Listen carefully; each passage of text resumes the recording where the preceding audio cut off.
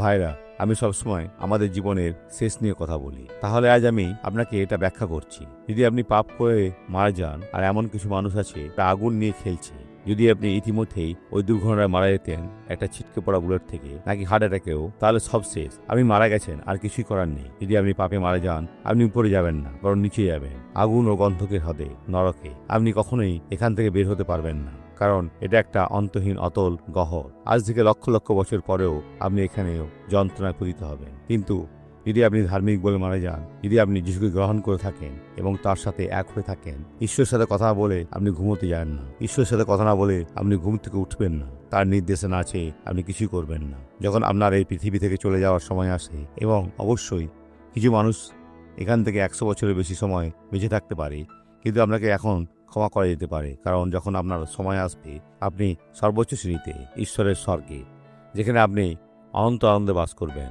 সিদ্ধান্ত নিন ভাইরা। আমরা এখন প্রার্থনা করব। পিতা, এই ব্যক্তিকে অনুতাপের উপহার দাও, কারণ তাদের হৃদয় কঠিন। তারা নিজেদের মধ্যে কথা বলে, আমি আমার গোপন কথাগুলো নিয়ে কবরে যাচ্ছি।